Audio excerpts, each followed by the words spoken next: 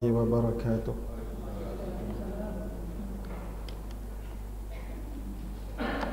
Kita mulakan dengan umul kitab Al-Fatihah.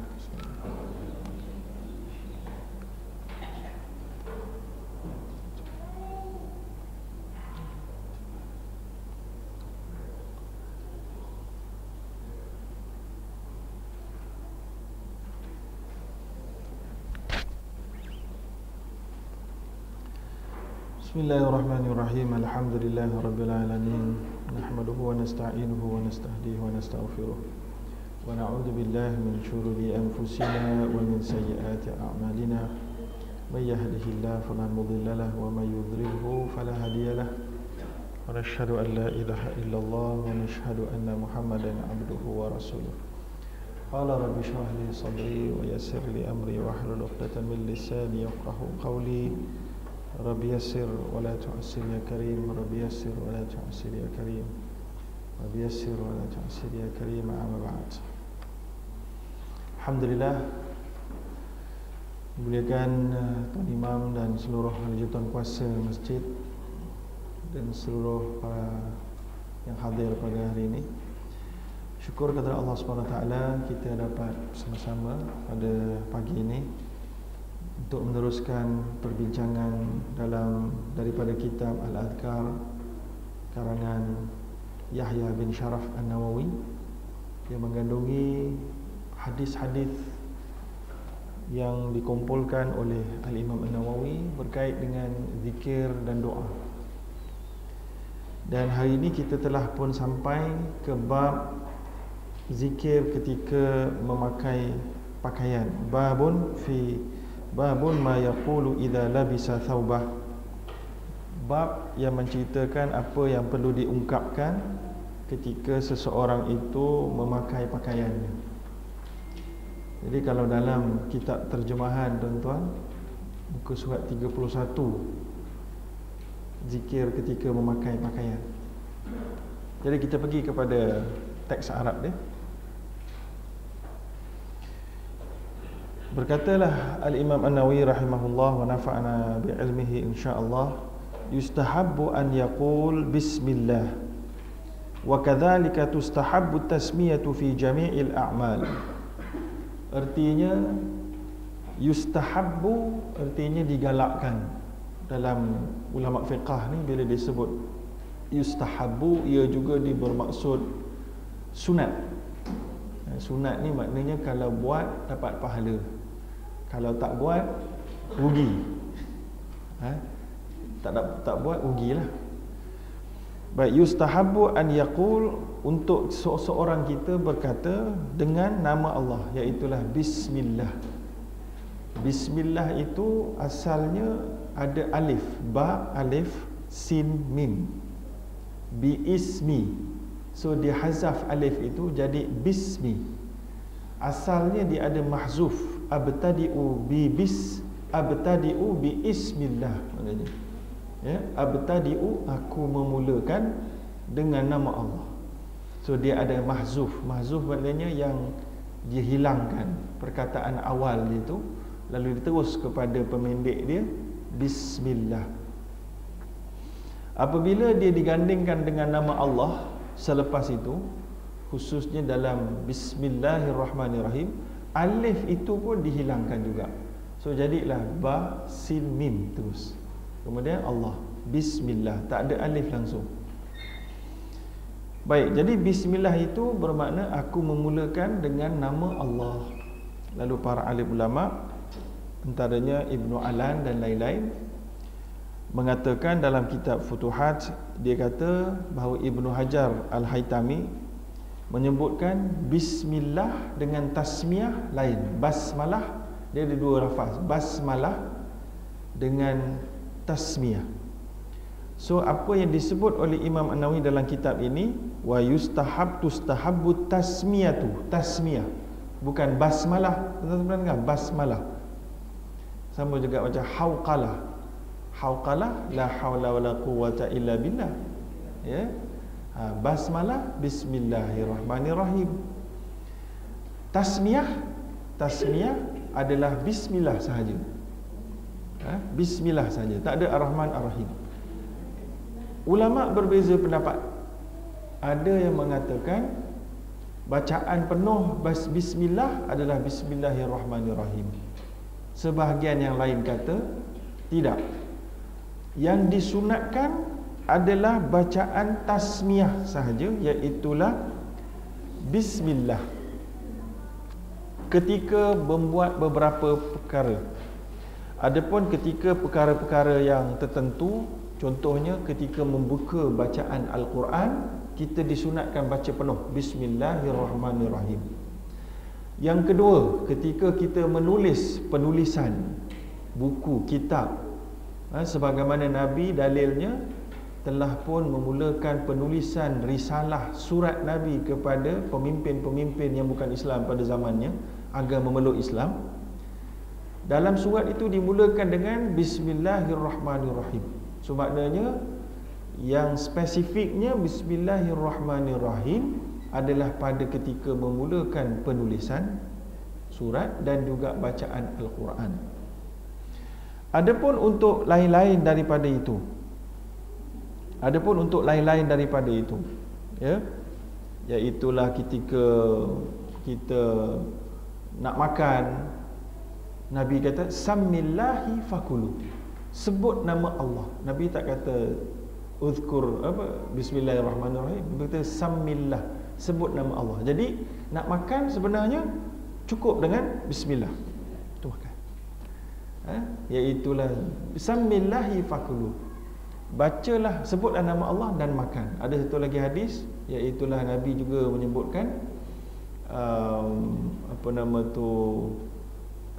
sebut nama Allah dan makan, dan Nabi juga menyebutkan dengan tangan kanan, wa kul mimma yalik, dan makanlah, wa kul biyaminik wa kul mimma yalik, makan dengan tangan kananmu dan makanlah apa yang dekat dengan kamu. Jadi kalau ada kenduri yang jauh-jauh tu, jangan kita hulurkan terlalu jauh tangan. Kalau kita rasa teringin sangat dengan sambal belacan duk jauh tu, minta orang jauh tu tolong ulurkan. Itu adab sunnah ni. Okey. Begitu juga Nabi menyebutkan bahawa ketika seseorang itu dia nak bersama isteri dia atau bersama suami dia, sebut nama Allah, ya. Dan juga ketika seseorang itu ingin masuk ke rumahnya, baca bismillah. Bismillah saja pun cukup, ya. Sebab Nabi ada sebutkan sesiapa yang masuk rumah dia ataupun ketika dia buka baju dia, pakai baju dia, baca bismillah, jin akan terhalang daripada nampak kita. Kalau kita tak baca bismillah, jin pun dapat enjoy kita punya tubuh juga. Itu dia, So jin tak boleh nampak. Bila kita baca bismillah aja, kita ada buat macam satu perlindungan di antara kita dengan makhluk lain. Begitu juga ketika bersama isteri, kan kita baca Allahumma jannibna syaitan mimma razaqtani, Bila baca saja doa ini, dan Nabi kata kalau direzekikan ada dapat anak, lam yadhurhu syaitan, syaitan tidak memudaratkan anak itu. Maknanya bukanlah tu masuk syurga pula anak tu, tak semudah itu. Tapi maknanya dari sudut dia akan terelak daripada gangguan-gangguan syaitan yang pelbagai, ya. Tetapi masih lagi kita nak sebut yang kedua, para ulama kata syaitan pun tidak berkongsi bersetubuh dengan isteri kita.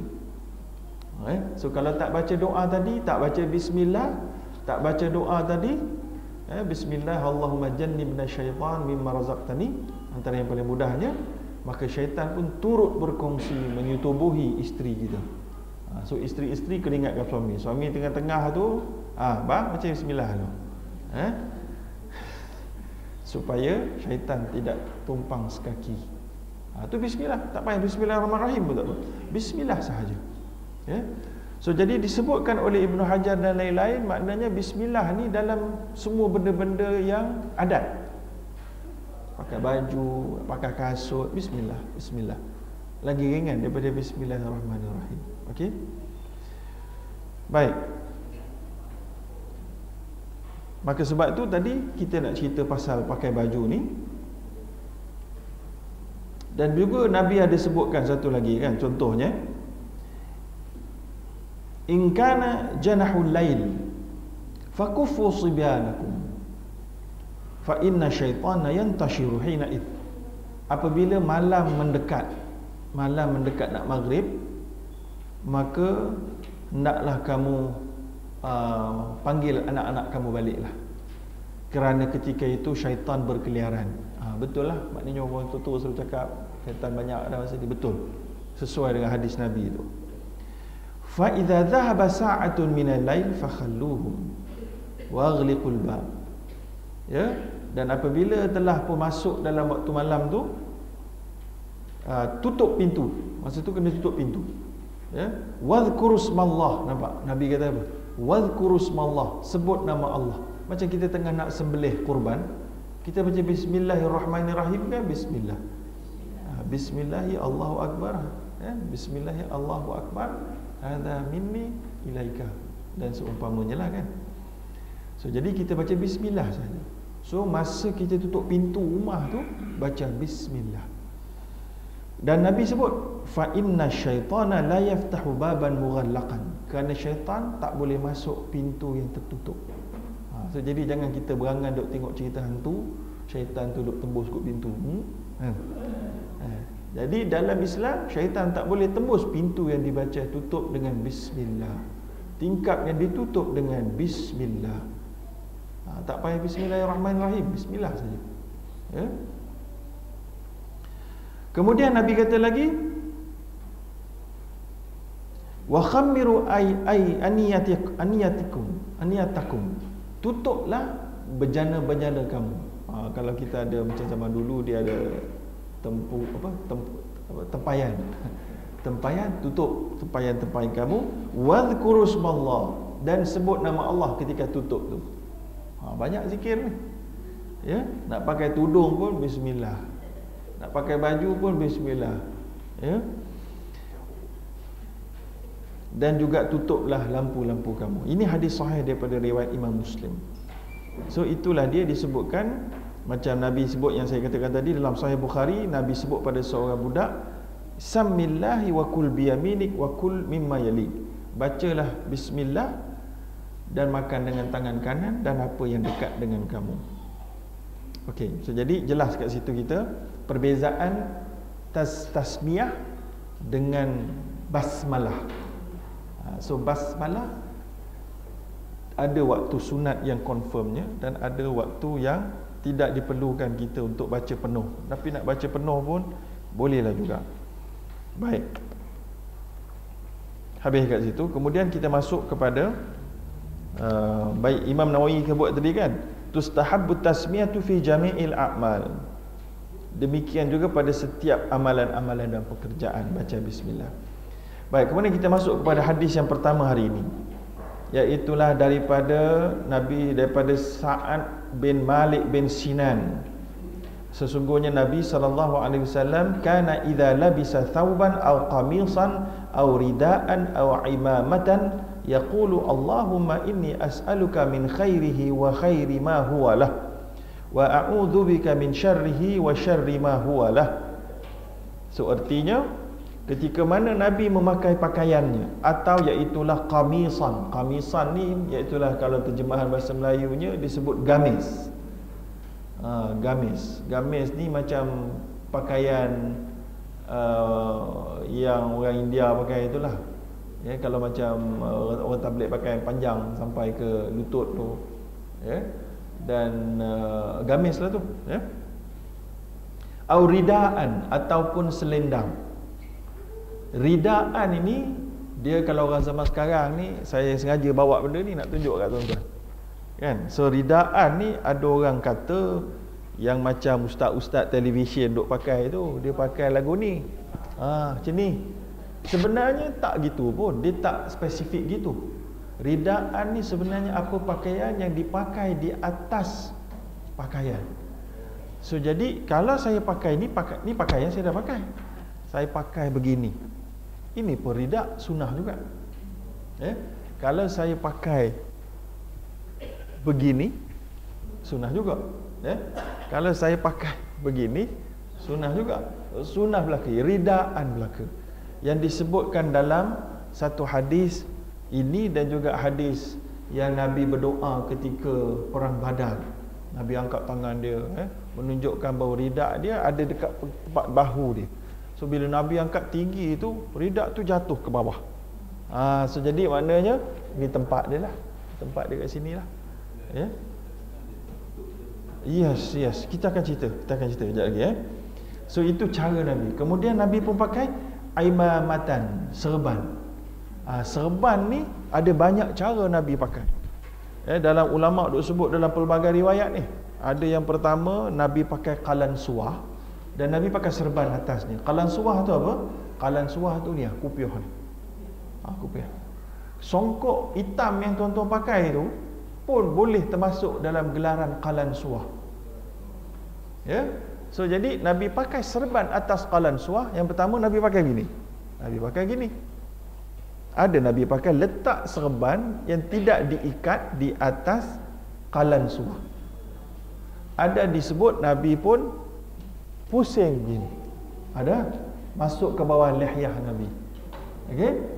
Ada pula satu lagi hadis Nabi tak pakai kupiah, tapi Nabi pakai serban. Macam ni. Pun ada juga. Ada.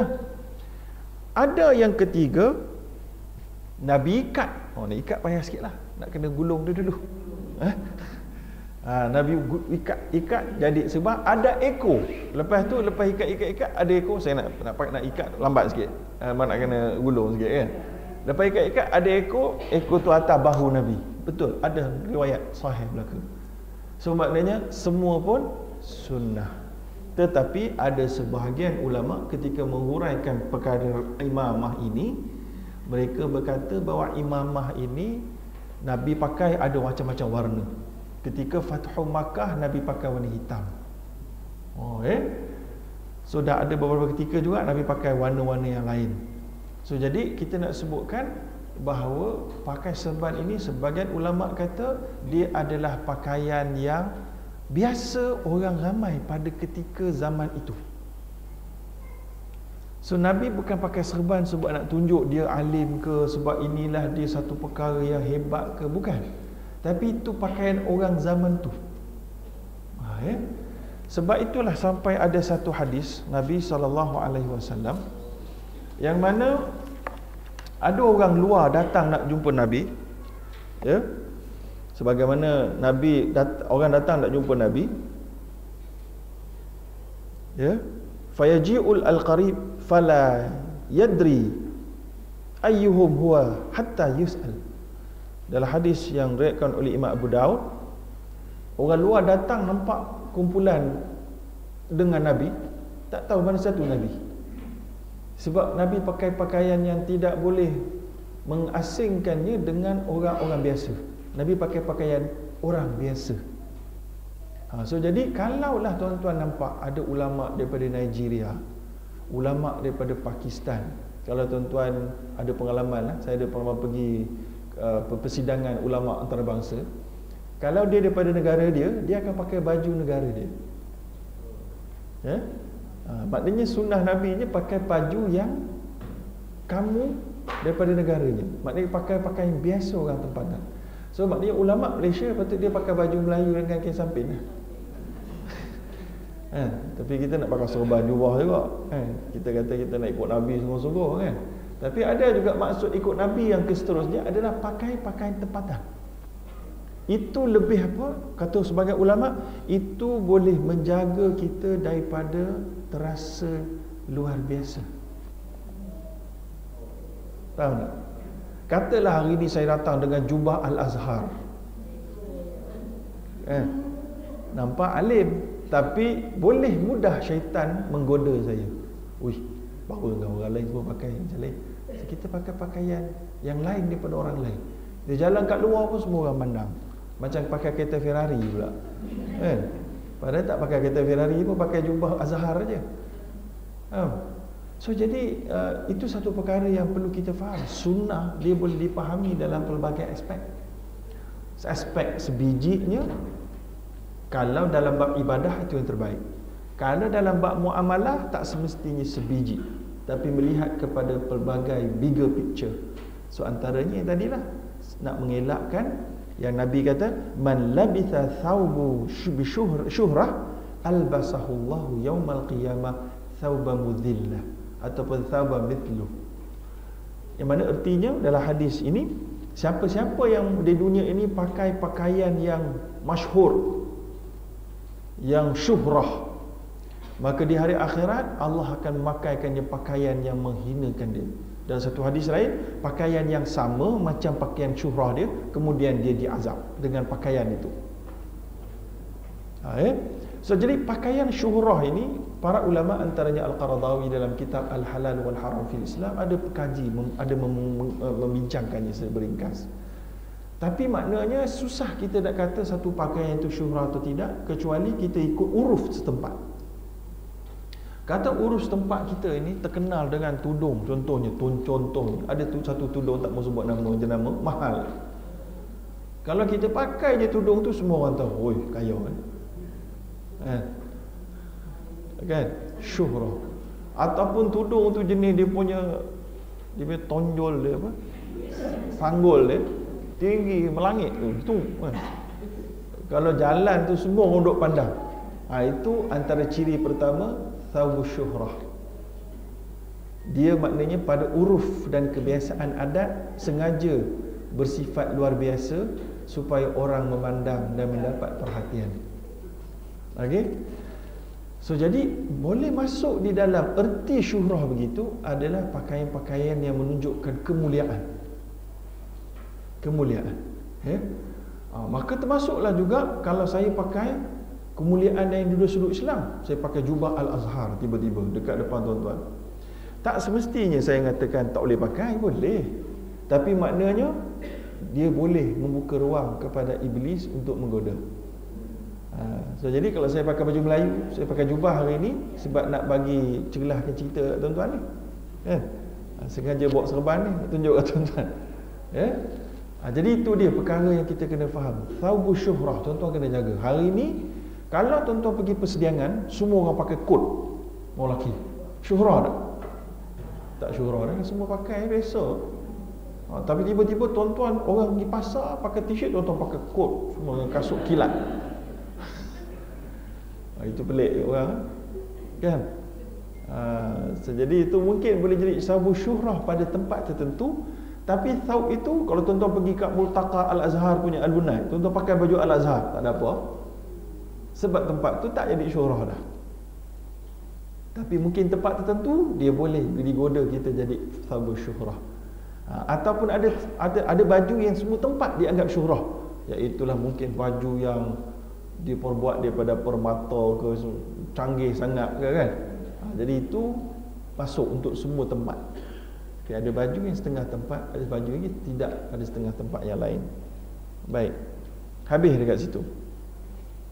Kemudian kat mana kita tadi? Serban. So jadi kita dah sebut Nabi pakai macam-macam jenis pakaian, dan Nabi juga pakai pakaian yang keras. Ya. Nabi pernah pakai pakaian yang keras, dan Nabi pernah pakai pakaian yang orang fakir miskin punya jenis. Dan Nabi pernah pakai pakaian yang paling mahal di kalangan zaman dia. Pernah.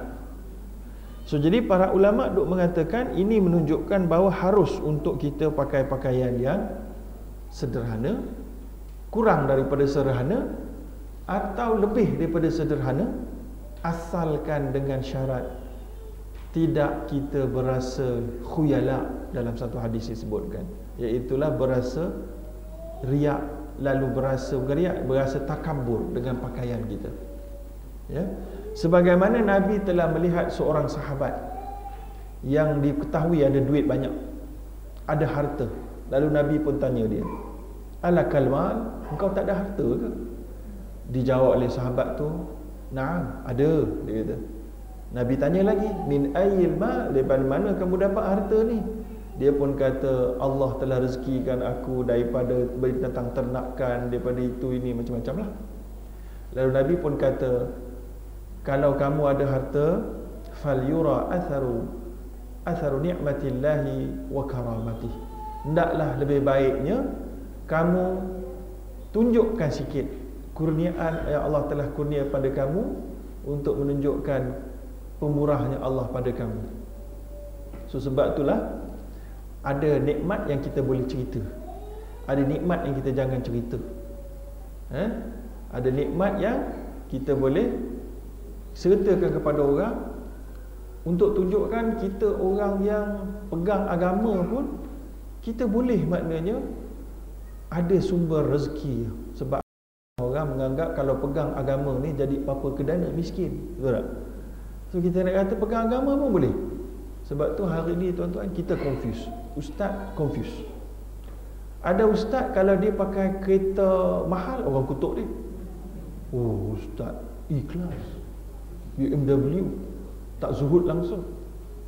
Tapi kalau ustaz pakai kereta nak roboh, kan, tak boleh start, orang kutuk. Ustaz ni ngajar kita untuk pandai berniaga, halal macam mana, berkat. Dia pun tengok kereta pun nak hidup pun susah, kutuk juga. Kan? Ada sebagainya puji pula, oh hebat ustaz, kan? Tapi macam-macam. So jadi sekarang ni kalau kita nak wa ghayatun nas la tudrak, Imam Syafi'i kata, kan, redha manusia kamu tak akan dapat capai.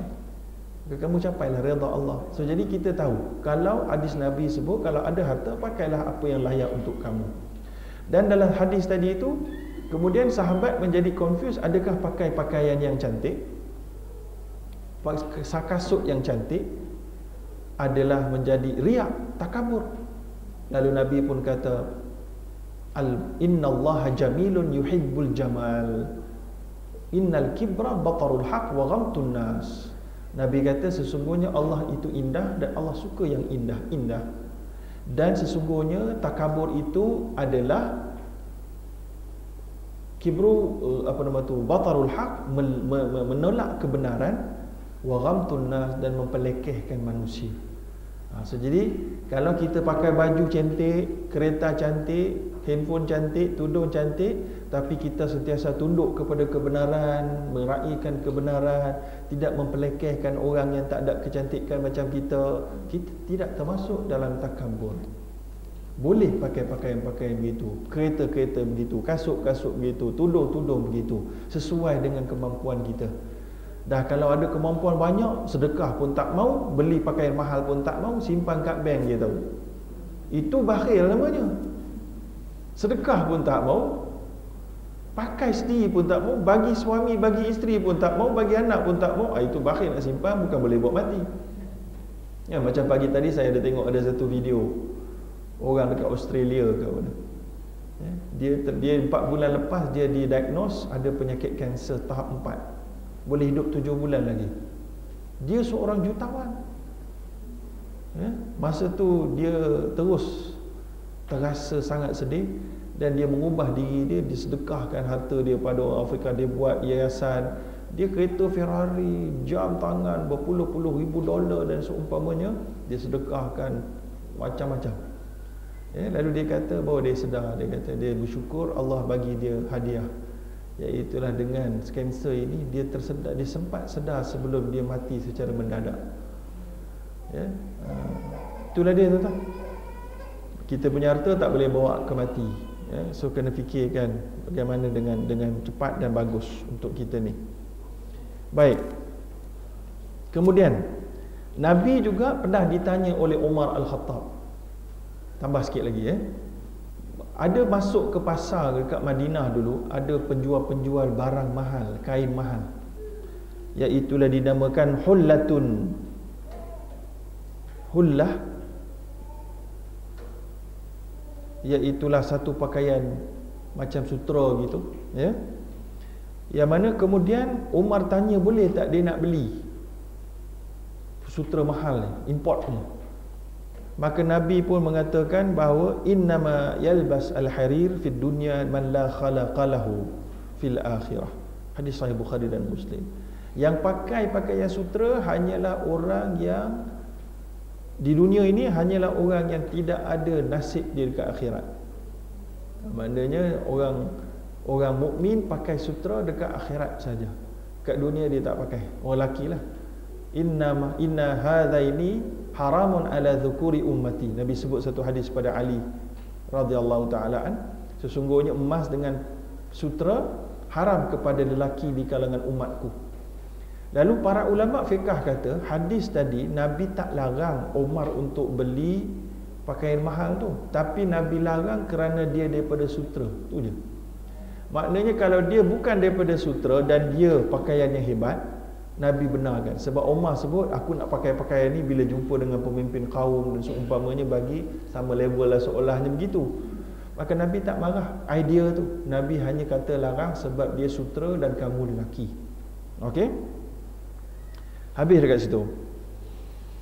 Kemudian doa dia, Allahumma inni as'aluka min khairihi wa khairi ma huwalah. Ya Allah, aku minta daripada kamu wahai Allah daripada kebaikan pakaian ini dan juga wa khairi ma huwalah,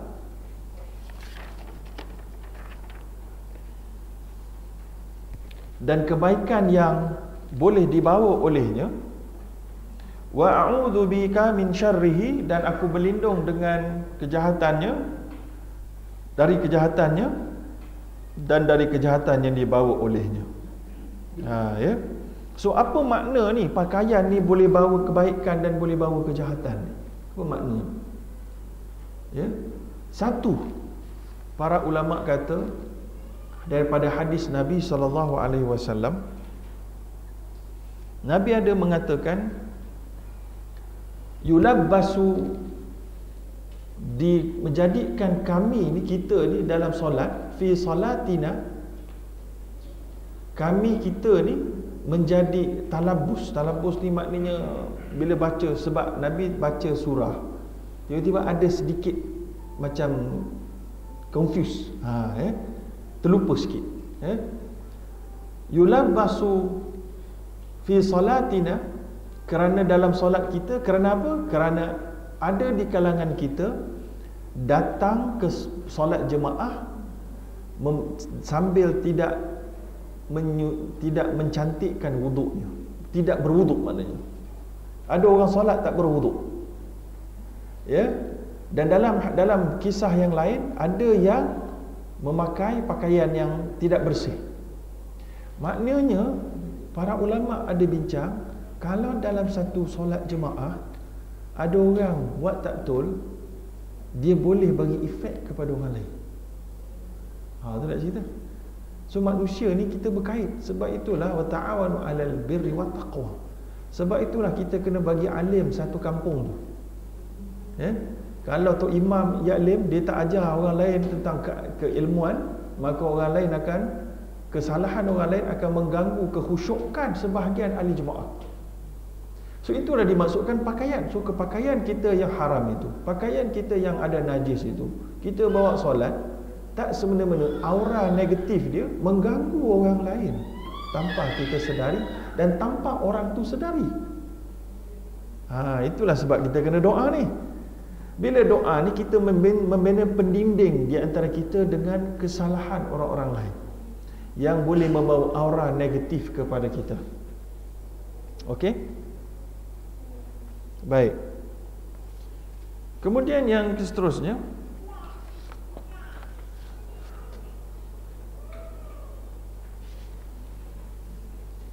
disebutkan oleh para alim ulama juga, maksud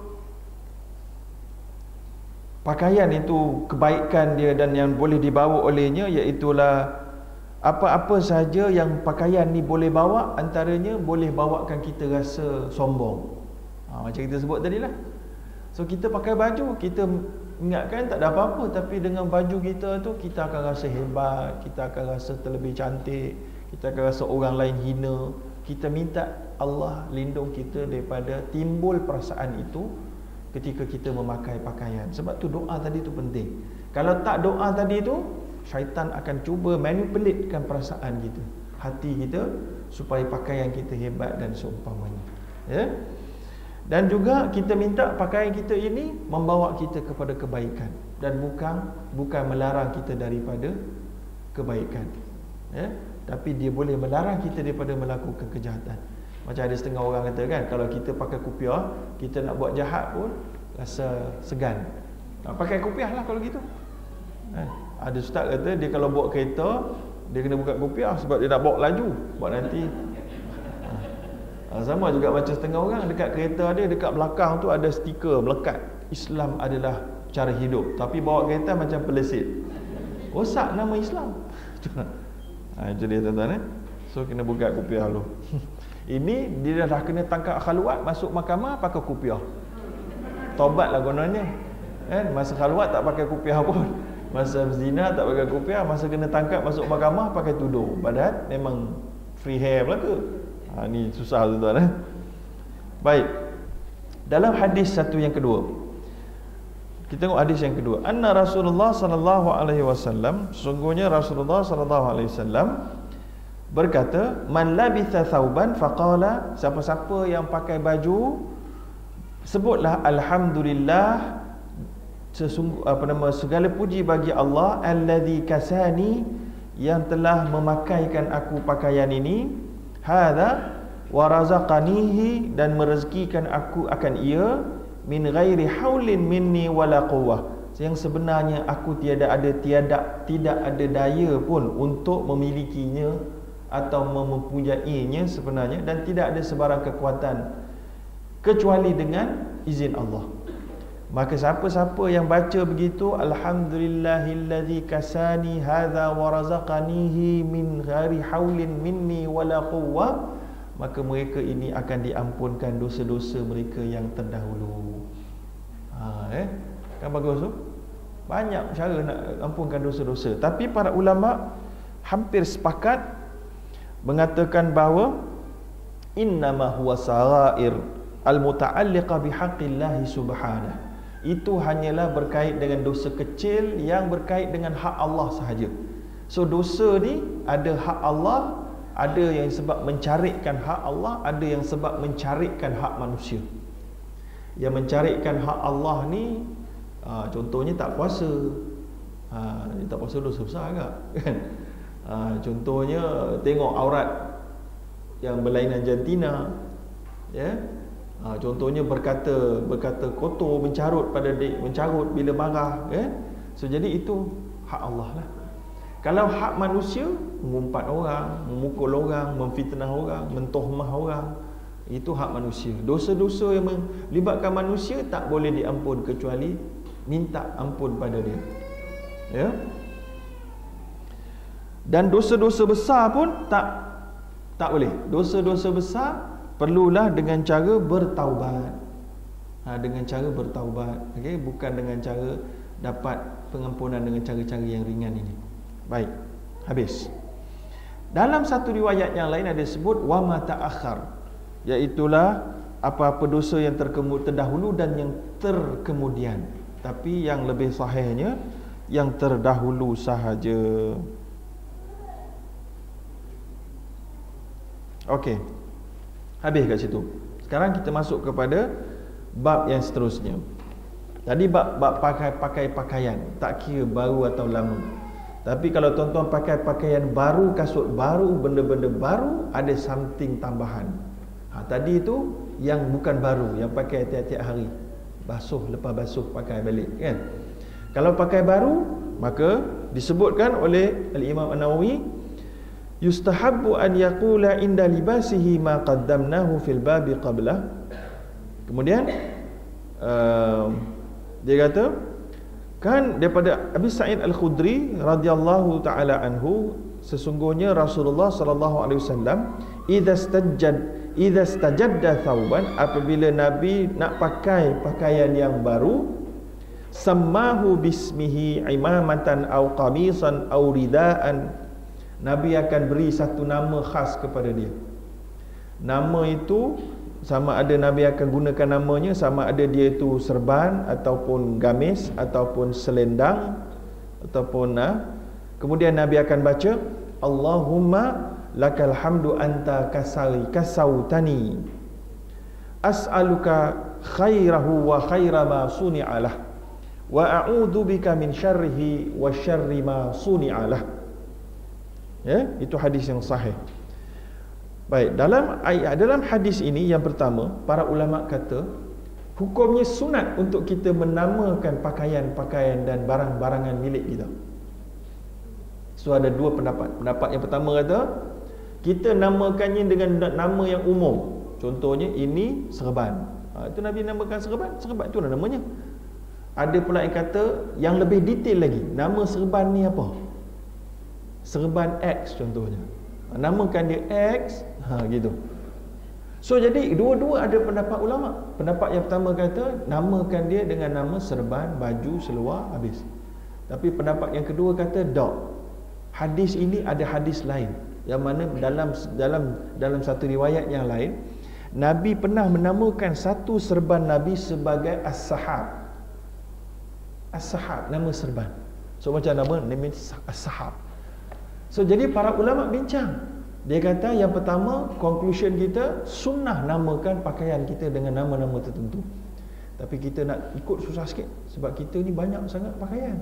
Oh, dalam almari tu ya Rabbi 50 pakaian.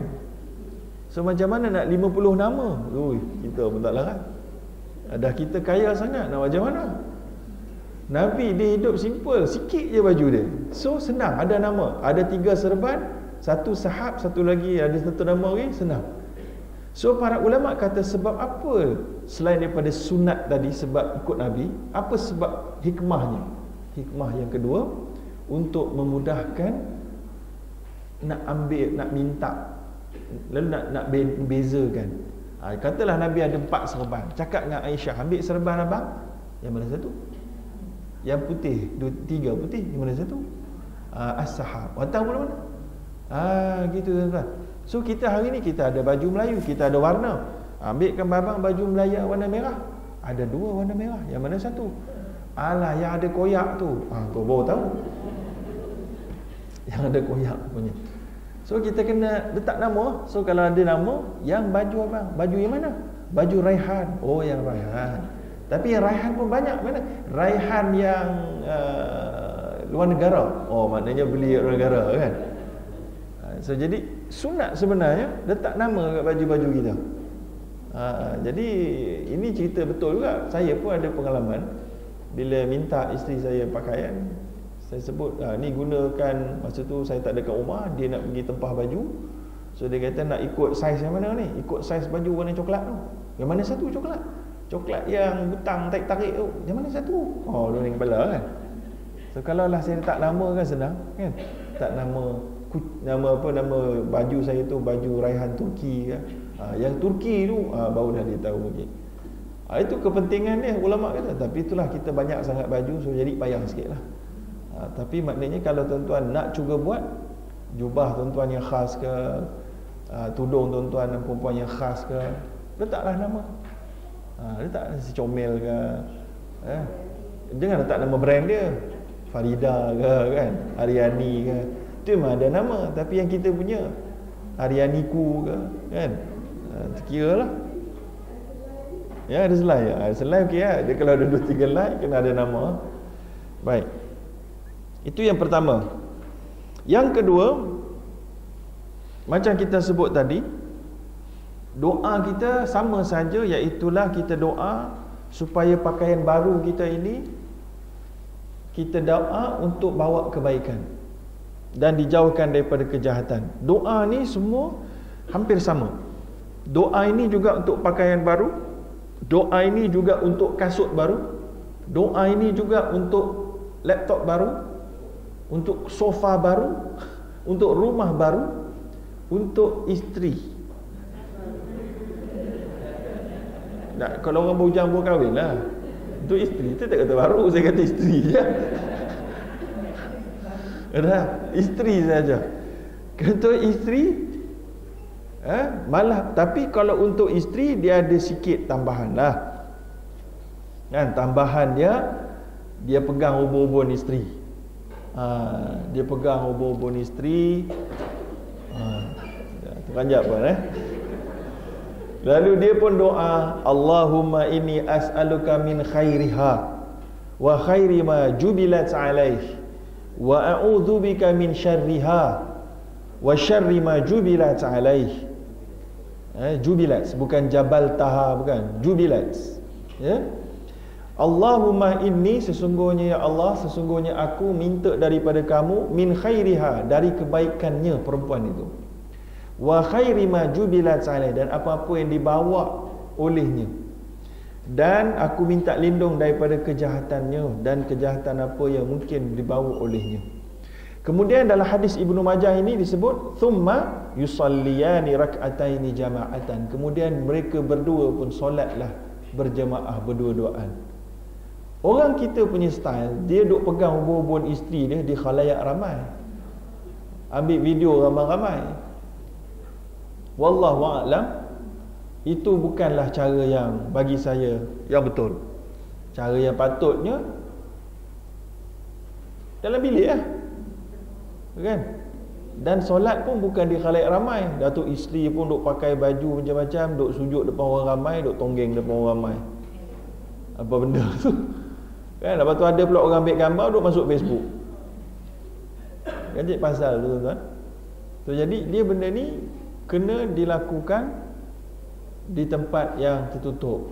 Kalau adalah orang nak tengok pun mungkin mak ayah dengan kameraman, untuk simpanan sendirilah, bukan duk tayang kat orang ramai, dekat halayak ramai tu. Okey. So jadi itu keadaan dia. Yang itu doa dia untuk isteri yang baru berkahwin dengannya. Tapi ada tak baca, isteri baca untuk suami?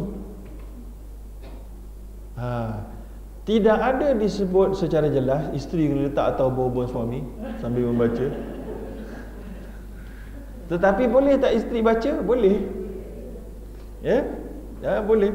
Dia termasuk dalam benda yang baru, dia baru berkahwin dengan suaminya, ya.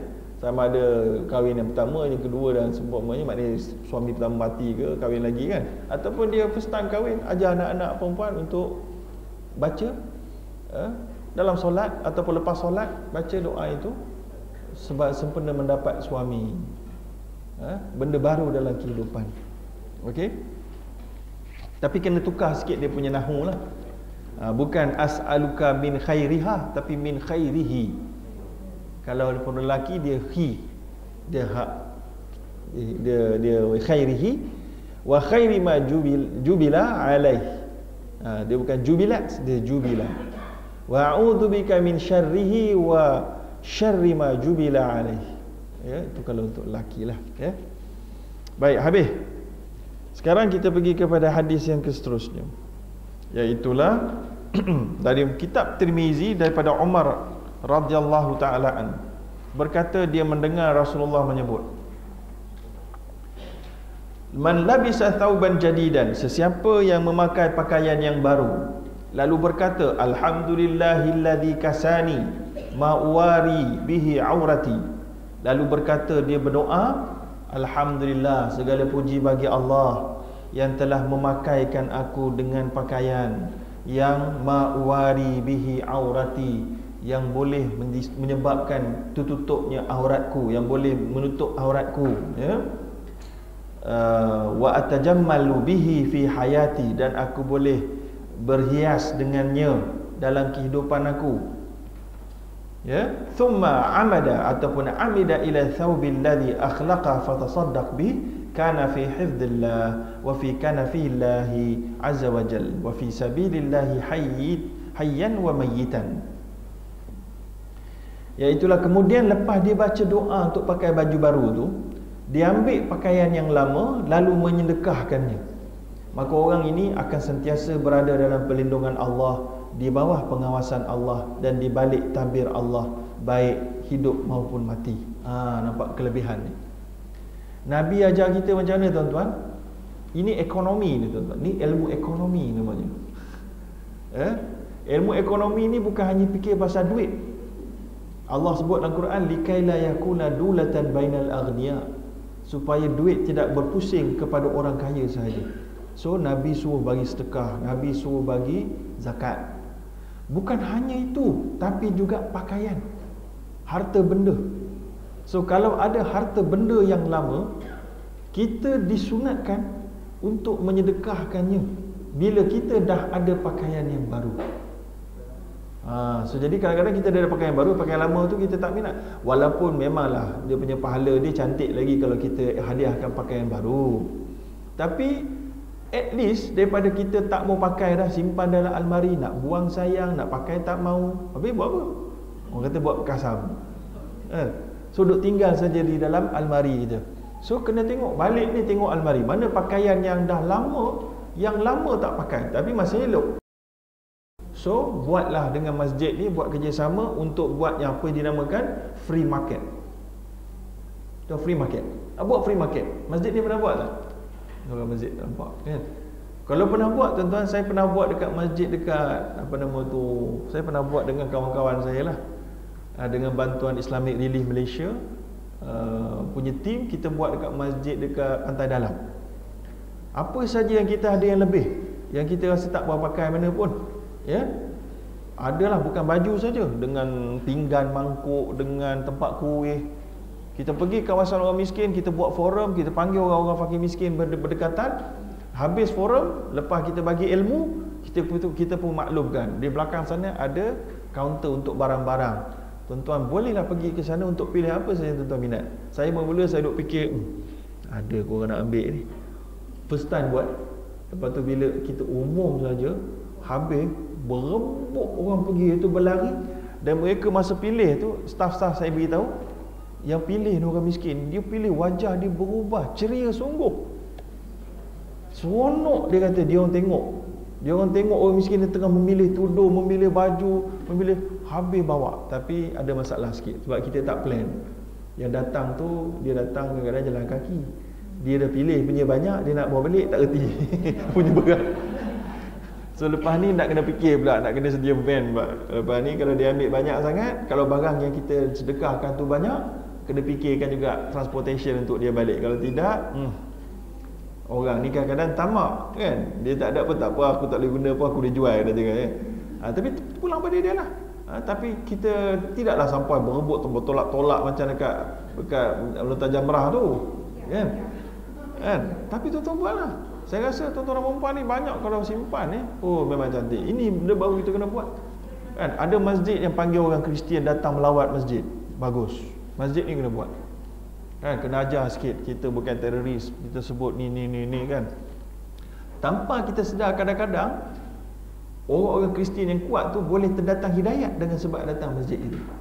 Tengok bersihnya, selalu makmur, solat Jumaat teratur. Tak macam mereka seminggu sekali je, itu pun tak ramai datang kan. Kita pun tak ramai datang kan, subuh lah solat Jumaat ramai. So dia datang solat Jumaat, ramainya masjid kan. Lepas daripada tu buat program lain, program bagi sedekah tadi ni. Tak kira lah kalau orang yang datang tu orang bukan Islam pun, ambil, tak apa, barulah dakwah tuan-tuan. Bagus tu kalau ada nazir ke sini buat. Saya yakin tuan-tuan yang ada kat sini memang banyak benda yang terbengkalai kat rumah tu kan. Mainan budak-budak ke, tapi basuh dululah eloknya, basuh bagi hantar kat sini.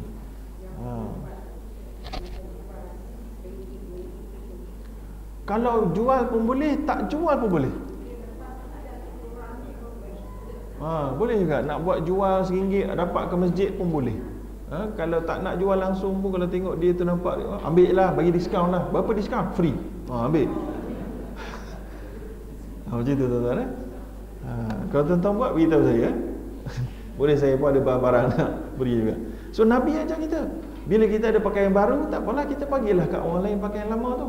Kalau kita pakai sampai dia lusuh dan rosak, tak apa, itu pun berkat juga.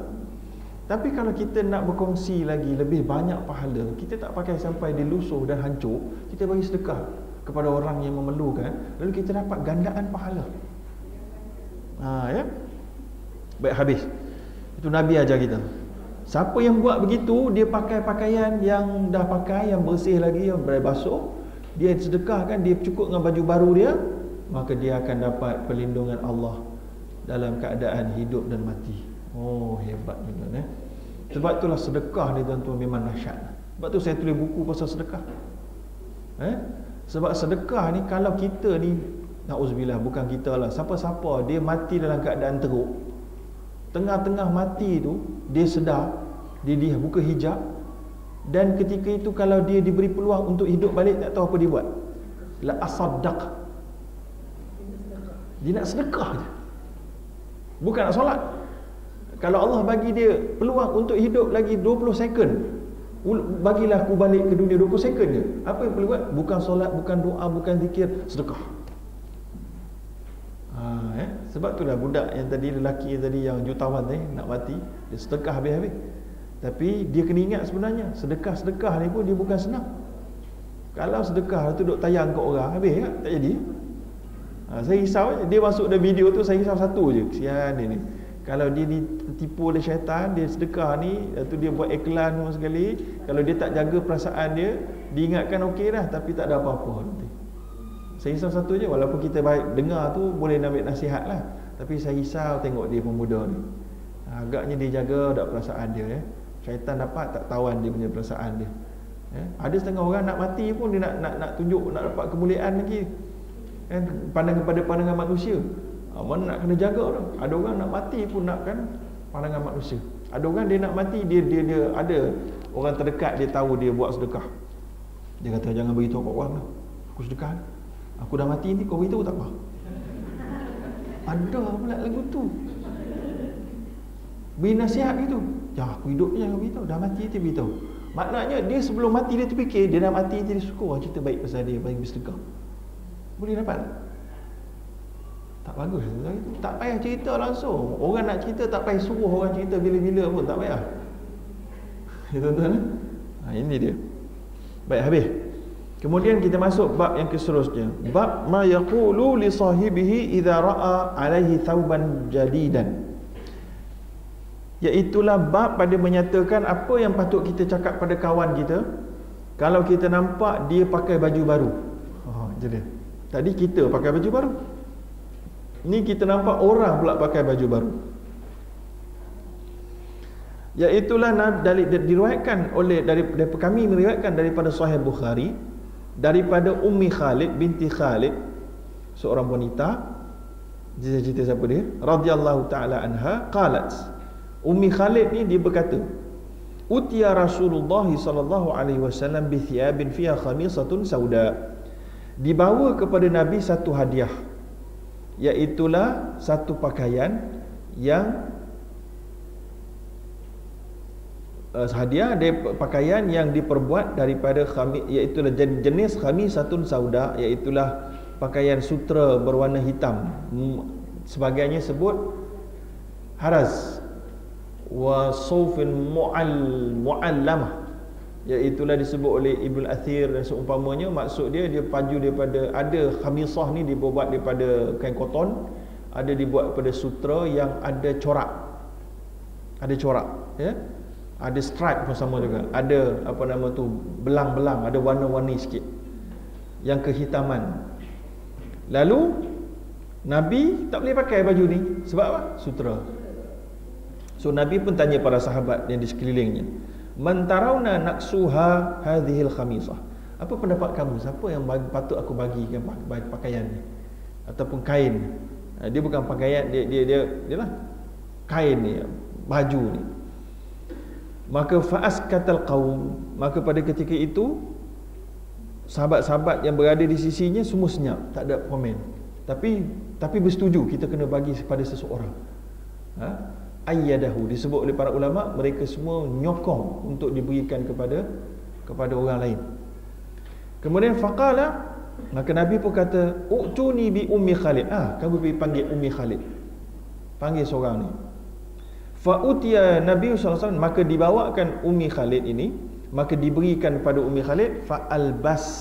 Fa'albasaniha biyadih, Nabi sendiri pakaikan baju tu, dia macam jubah biasa je yang unisex, ya.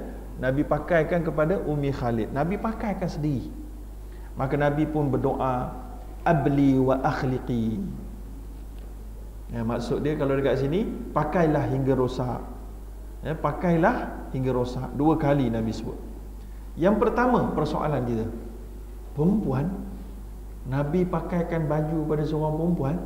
Jawabnya, ini budak kecil, ini kanak-kanak, ya. Ummi Khalid ni, dia bukan mak kepada Khalid, ini adalah panggilan kepada sebahagian kanak-kanak, walaupun belum berkahwin, walaupun budak lagi, dipanggil budak Ummu Khalid. Pada Ummu tu biasanya emak pada Khalid. Jadi budak tak kahwin lagi, budak kecil lagi. Nabi pakaikan. Sebab apa Nabi boleh pakaikan? Yang saya faham pakaian ini adalah unisex sahaja. Iaitulah pakaian yang boleh dipakai lelaki perempuan. Walaupun besar mungkin nanti mak dia potong lah, kan? Bapak dia potong lah. Baik, jadi terutama Ummu Khalid ni budak-budak. So maknanya sunnah kita kalau bagi hadiah pada anak, pada orang budak-budak, kita pakaikan baju tu pada dia. Bukan bagi pada tangan dia, kita pakaikan pada dia. Budak-budak lah, bukan orang tua. Dia suka nak pakai, kita pakaikan pada dia. Jadi kita menyantuninya, bukan kita bagi ke tangan dia, pakai, nak tengok tak, kita mai yang sini dekat-dekat pakai. Mungkin pakai bukan pakai teruk, bukan pakai kena buka baju yang sedia ada, terus sarung lah. Terus sarung dengan apa yang dia sedang pakai itu. Baik, kemudian doanya abli wa akhliqi. Abli wa akhliqi adalah salah satu di antara doanya.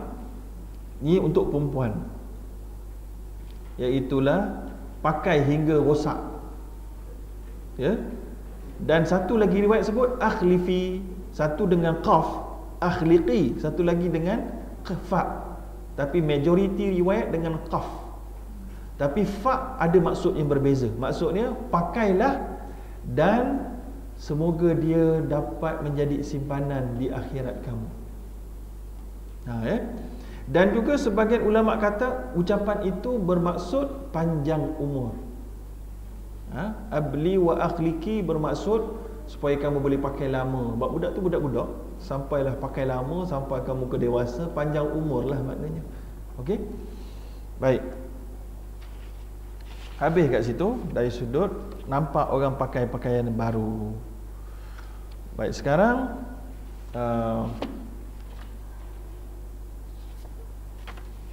lepas habis kat situ, dalam kami riwayatkan daripada dua kitab.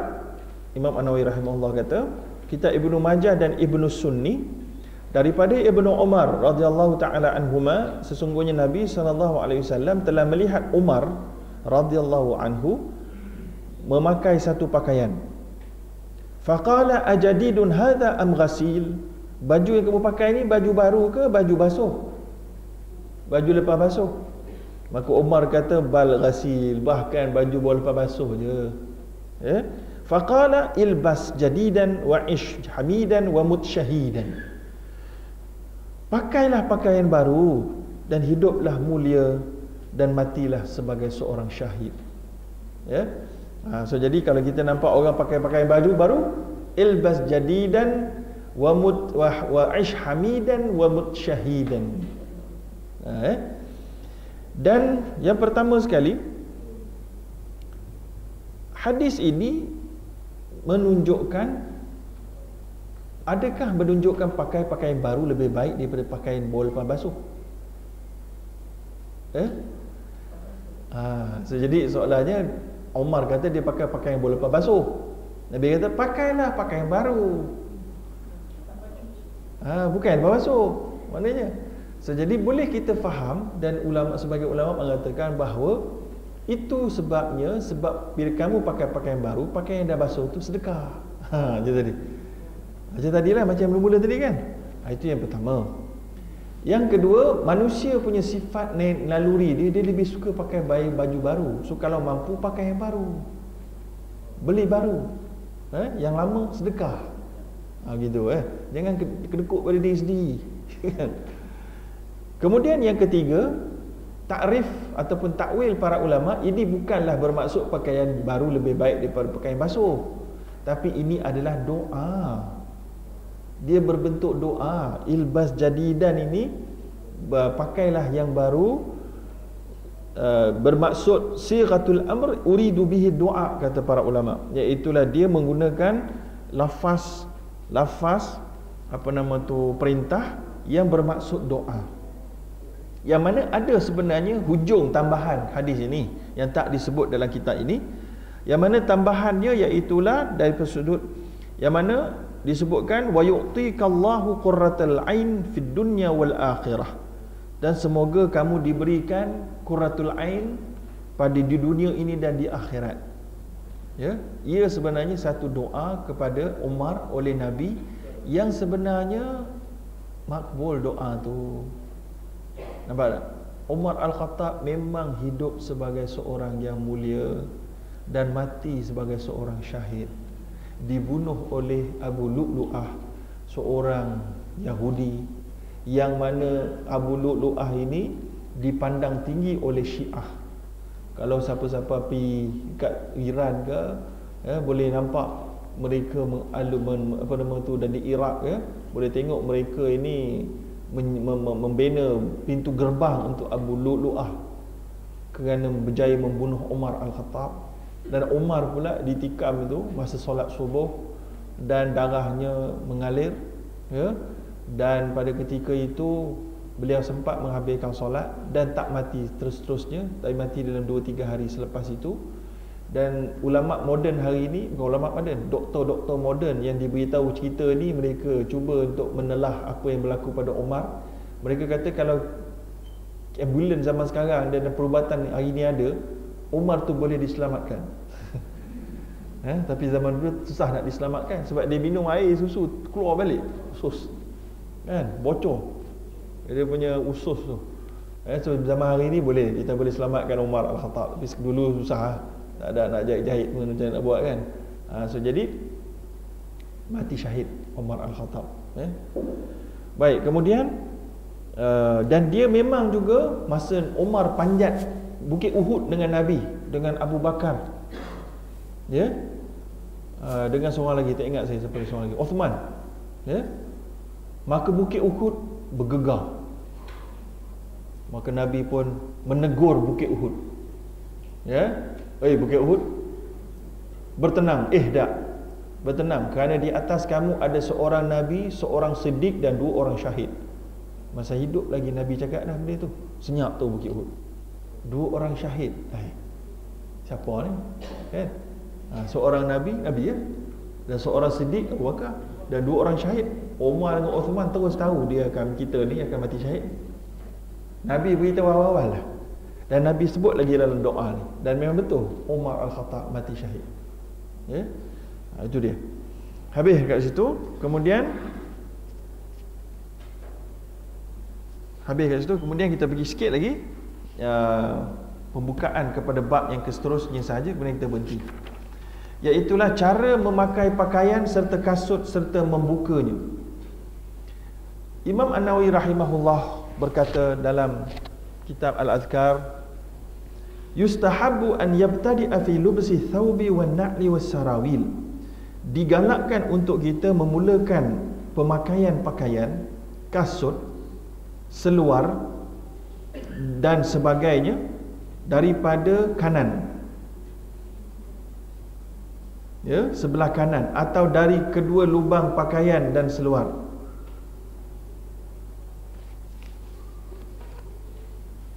Okey. Wa yakhla'ul aisar thumma al-ayman. Kalau kita dah cabut pula, tanggalkan daripada sebelah kiri dulu, kemudian diikuti sebelah kanan. Demikian juga ketika kita memakai celak di mata, pakai kanan dulu, dan siwak gigi sebelah kanan dulu masuk. Wa taqlimul azfar, dan juga ketika memotong kuku, dan ketika menipiskan misai, dan ketika mencabut bulu tiak, dan juga ketika mencukur kepala rambut, ya.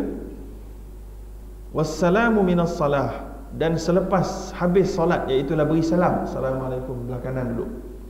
Wa dukhulul masjid, dan masuk masjid, dan keluar daripada khala', daripada tandas kaki kanan, masuk kaki kiri.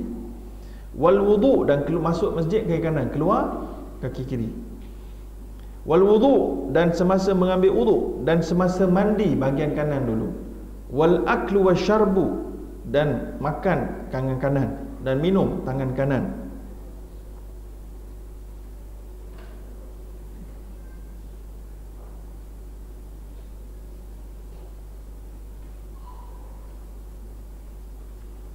Baik. Dan kemudian ketika berjabat tangan, wal musafah, wastilamul hajaril aswad, dan ketika mengangkat tangan untuk hajar aswad, istilam tengah tawaf. Wa akhdhul hajati min insanin wa daf'uha ilaih, dan ketika mengambil sesuatu daripada seorang manusia dan ketika memberikan kepadanya. Wa ma ashbaha hadha fa kulluhu yaf'aluhu bil yamin, semua benda ni buatlah dengan tangan kanan. Wa dhidduhu bil yasar, dan dia punya lawannya iaitulah sebelah kiri. Baik, kita nak pergi satu je daripada banyak-banyak tu. Banyak nak cerita tu. Saya suka nak cerita dari sudut memotong kuku. Memotong kuku ni tuan-tuan, mula dengan tangan kanan. Tapi kita ada banyak belajar dan dengar ada orang dia potong ikut jari-jari tertentu. Betul ke tak betul? Jari mana dulu ingat? Ini pening kepala sebenarnya tuan-tuan. Pening kepala. Baik, saya nak maklumkan kepada tuan-tuan, ulama-ulama ada bincang juga sebenarnya potong kuku ni mana nak mula. Yang pertama, banyak pendapat dia tuan-tuan, ya? Pendapat yang paling sahih sekali memang tangan kanan dululah. Jari mana? Ini ada perbincangan. Pendapat yang pertama daripada kalangan mazhab Hanbali, kita mulakan dengan jari kecil sebelah kanan, diikuti yang tengah, kemudian ibu jari, kemudian jari ni, kemudian jari ni. Oi, pening kepala aku. Dan diikuti dengan tangan kiri yang dimulakan dengan jari kecil. Bermula dengan apa nama tu, sumal wusta, sumal besar. Sama juga. Ya. Dan itu pendapat yang pertama di kalangan mazhab Hanbali. Ingat, kecil, tengah, ibu jari. Kemudian kembali balik kepada jari apa namanya? Jari manis, dan kemudian jari telunjuk. Kemudian terus pergi ke jari kiri, ibu jari. Ni dah habis, ni ibu jari. Kemudian pergi jari ke tengah. Kemudian jari telunjuk. Kemudian jari ini, dan kemudian diakhirkan dengan jari yang kecil. Itu pendapat tu. Pening tak tuan? Itu pun satu pendapat. Pendapat yang kedua pula, pendapat yang kedua lagi pening. Ini juga pendapat Imam Ghazali. Dia bukan tangan saja, dia kena gabung dengan kaki. Tu dia lagi pening. Iaitulah begini. Bermula dengan jari telunjuk tangan kanan, ya. Kemudian pergi ke jari kecil,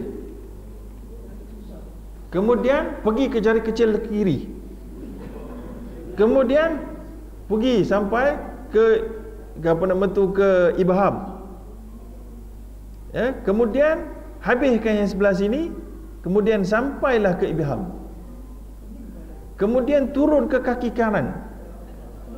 Tu dia tuan-tuan, Imam Ghazali, ya. Okey, nanti saya habiskan dulu. Kemudian mazhab Syafi'i pula.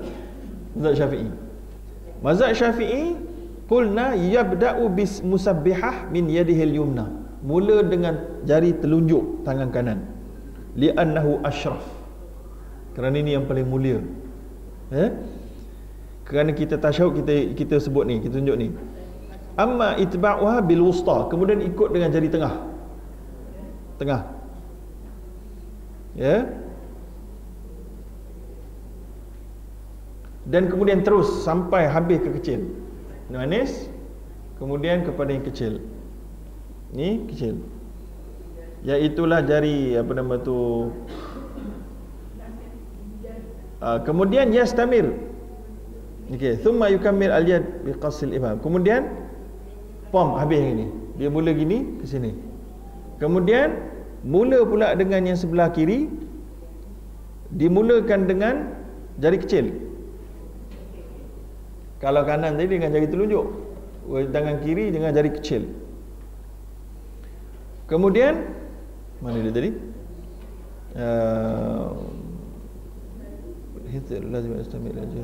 Kemudian daripada jari kecil sampai ke kanan, ikut ke kanan, iaitulah yang ini, kemudian yang ini dan yang ini, dan sampailah ke yang ini. Macam tu.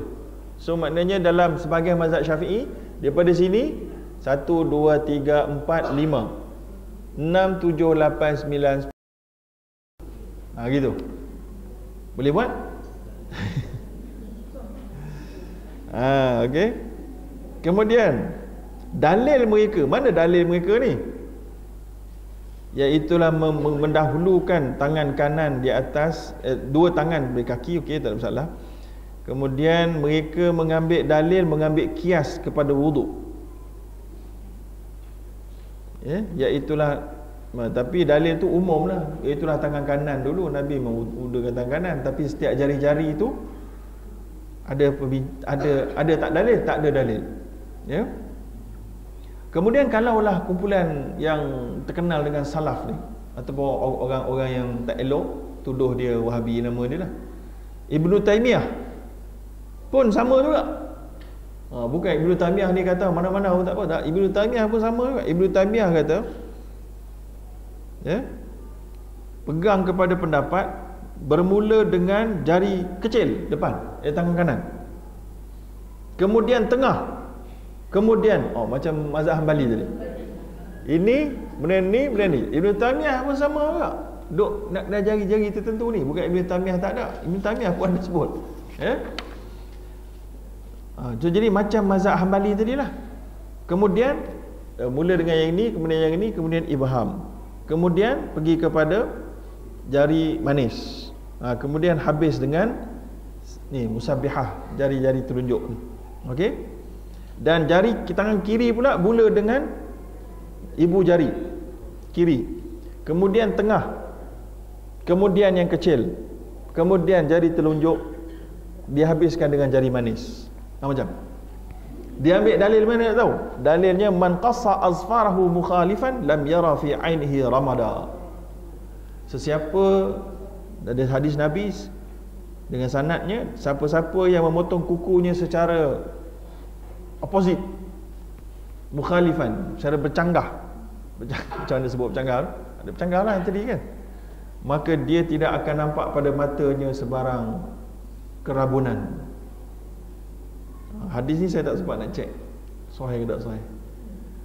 Tetapi selepas dilakukan tahqiq oleh ramai ulama, antaranya Imam Al-Hafiz Al-Iraqi, dia kata ketika dia mentahqiqkan kitab Ihya Ulumuddin, dia kata lam ara fil kutubi khabaran marwiyan fi tartibi qalamil azfar.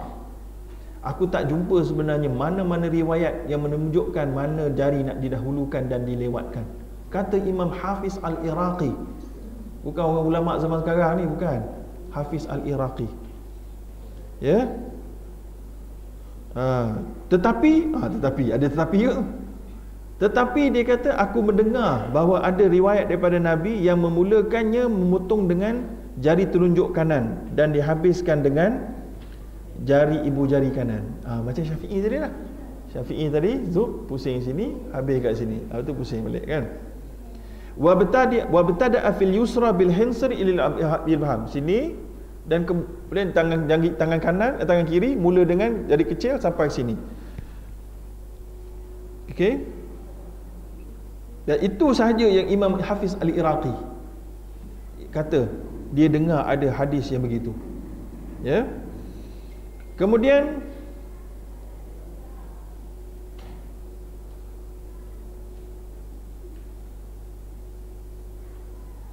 walau bagaimanapun kata Imam Hafiz Al-Iraqi, lam yuthbit fi kaifiyati taqlimil azfar hadithun yu'mal bih. Tetapi walau bagaimanapun tidak ada satu hadis pun yang sabit, yang kukuh, yang menjadi pegangan untuk menunjukkan cara memotong kuku jari kaki dan kaki tangan.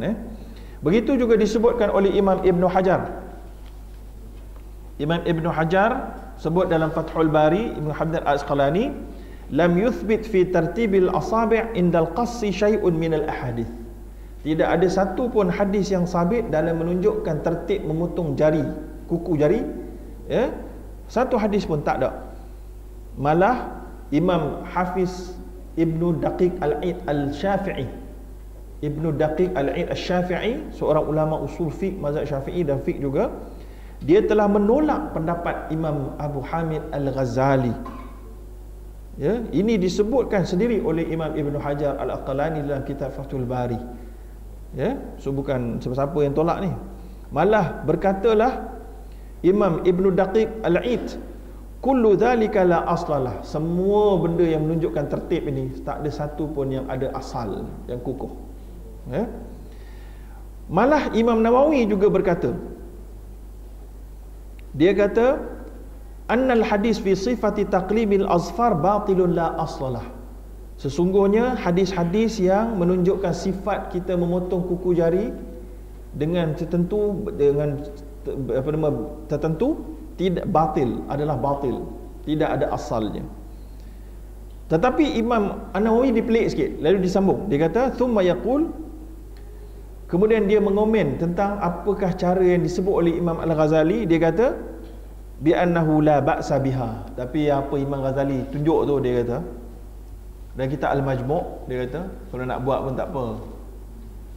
Dia kata tak ada satu hadis pun yang sahih, tapi kalau kamu nak buat macam yang ulama macam Ghazali sebut contohnya, dia kata tak apa, la ba'sa.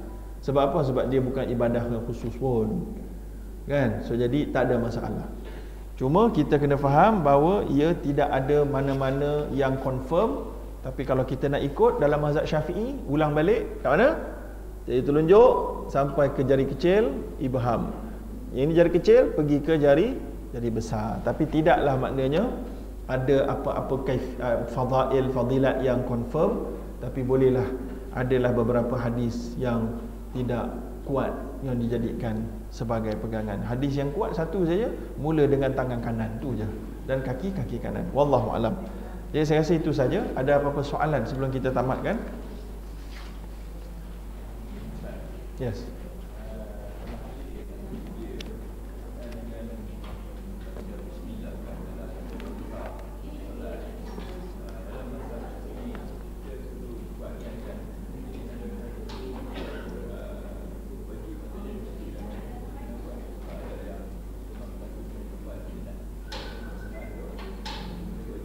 Okey.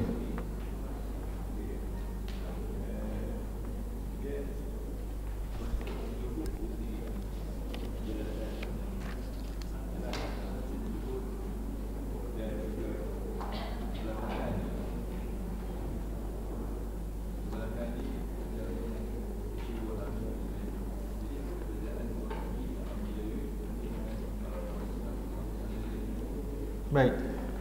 Yang pertama soalannya berkenaan dengan bacaan Bismillahirrahmanirrahim semasa kita baca Fatihah jadi imam dalam solat. Baik, itu ada dua pendapat yang besar.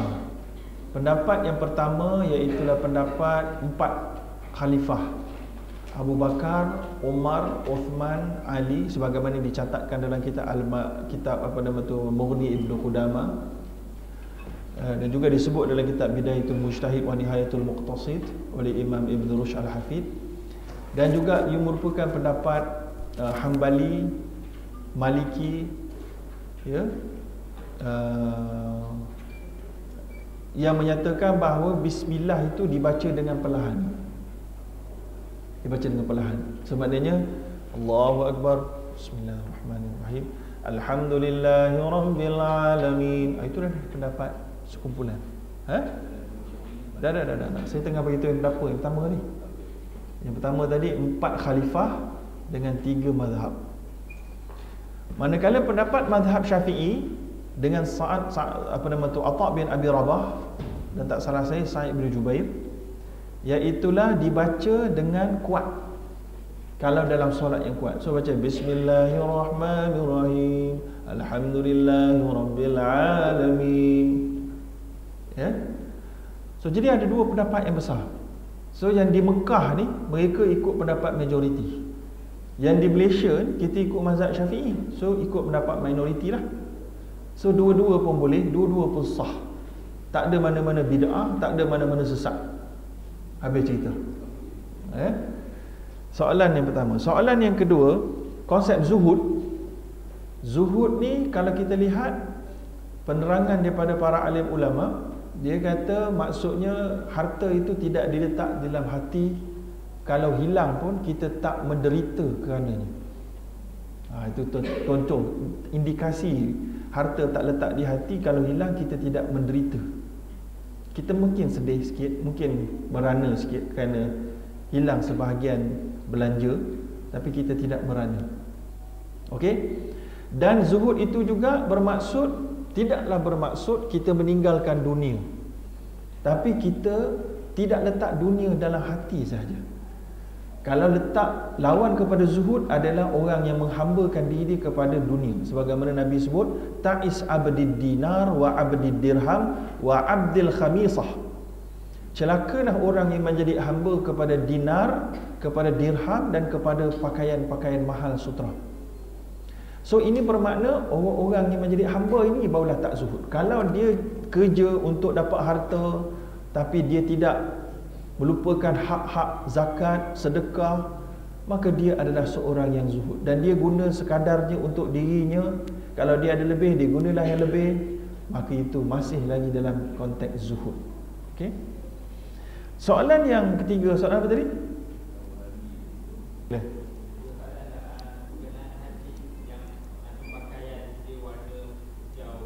Betul. Nabi larang. Nabi pakai.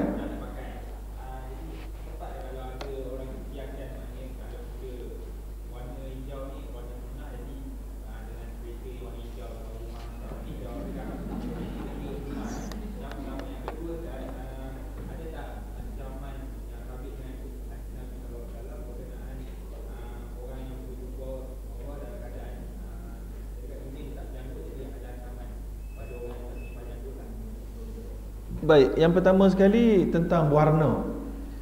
Dalam hadis Nabi, warna yang satu warna saja yang Nabi betul-betul suruh, iaitu adalah hadis Nabi, alaikum bil bayad.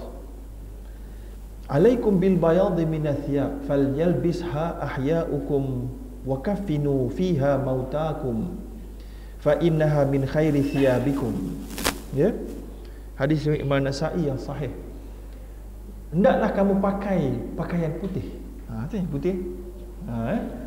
Pakaian putih. Dan kemudian yang dipakai oleh orang yang hidup kamu dan orang yang mati kamu. Dan dikafankan kamu dengan yang putih, kerana itulah sebaik-baik pakaian kamu. So kereta putih. Kita pakaian. Kereta. So pakaian. Adapun Nabi pakai serban hitam, ada. Maka dia sunnah ghairu tashri'iyah. Maknanya dia sunnah, tapi dia bukanlah sunnah yang Nabi arahkan kita untuk buat. Kita boleh ikut Nabi pakai serban hitam. Boleh pakai serban Nabi pernah pakai merah, pernah pakai hijau, pernah. Tapi tidak ada, bagi saya wallahu alam, kalau ada, tidak ada yang khas kepada warna-warna tertentu. Kecuali mungkin ada disebutkan sifat-sifat di syurga, ada burung-burung berwarna hijau, tu kan, so yang hijau tu kan, warna alam dan seumpamanya. Tapi maknanya untuk kita mewarnakan sesuatu dengan warna itu, wallahu alam, saya rasa macam tak ada, kecuali warna putih tadi. Baik, itu soalan yang pertama. Soalan yang kedua tadi apa? Pasal hadis Nabi tak berjanggut. Baik, ancaman bagi yang tak menyimpan janggut itu, kalau orang tu memang dia punya hormon dia tak ada janggut, nak bawa macam mana? Masuk neraka ke dia? Tak boleh. Ya. So jadi Nabi SAW suruh kita i'ful liha, iaitulah jaga dan tertibkan janggut kita. Wa qasu syarib, dan juga nipiskan misai nipis. Bukan jangan belok-belok gitu, tak mau. Yang pentingnya kita nak, Nabi sebut, berbeza dengan orang bukan Islam. So pada zaman Nabi, orang bukan Islam maknanya dia tak ada janggut, dan misai dia ada tebal. So jadi kita kena berbeza. So ini ulama bincang ni, ada yang ketat, ada sebagai ulama yang kata pendapat-pendapat tu diambil tu, sampaikan kena azab dan seumpamanya, sebab ada perjumpaan dengan orang bukan Islam. Tapi ada sebagai ulama, macam ulama Mesir khususnya, ramai tak ada janggut, licin. Bukan hormon tak ada janggut, ada janggut, cukur, licin. So maknanya ada qaul yang begitu juga. Ada yang mengambil jalan tengah, ada janggut tapi tak panjang sangat. Ada janggut tapi tak panjang sangat. So jadi kita nak ceritakan menyimpan janggut itu hukumnya sunnah, majoritinya kata sunnah. Tidak sampah wajib. Ya. Dan memotong janggut bila ada keperluan diharuskan. Macam ada setengah orang dia nak pergi Amerika, kena potong janggut, bagi pendek. Sebab tidak takut kena gelar dengan macam-macam gelaran dan kena tahan kat immigration. Diharuskan. Ya. Adapun yang akan diazab, kalau orang tu nak diazab kerana hanya tak menyimpan janggut, wallahu alam lah. Tapi kalau kita tengok Syekh Muhammad Abu Zuhrah pun tak ada janggut, cukur lagi. Ya. Memanglah ulama itu bukan dalil, tapi maknanya dia banyak tahu juga dalil. So menurut maknanya dengan istidlal daripada pelbagai dalil, maknanya kalau ada pun hadis yang kata akan ada diazab, ada maknanya takwilannya. Mesti ada takwilannya. Ya. Wallahu a'lam. Ada yang lain? Tak lagi Baik, kalau tak ada, sekian, terima kasih. Sekadar tu saja. InsyaAllah kita jumpa bulan hadapan yang akan kita tentukan tarikhnya kemudian. Wallahu a'lam. Aqulu qawli hadza wa astaghfirullahalazim. Bismillahirrahmanirrahim. Alhamdulillahirabbil alamin. Wassalatu wassalamu ala asyrafil anbiya'i wal mursalin wa ala alihi washabihi ajma'in. Allahumma ij'al jam'an hadza jam'an marhuma wa tafarruqana min ba'di tafarruqan ma'suma la tajal fina wa la ma'ana syaqiyya wa la maqtuda wa la mahruma. Allahumma arinal haqqa haqqan warzuqna ittiba'ahu wa arinal batila batila warzuqna ijtinaba. Wa sallallahu ala sayyidina Muhammadin wa ala alihi washabihi ajma'in. Walhamdulillahirabbil alamin. Taqabbalallahu minna wa minkum.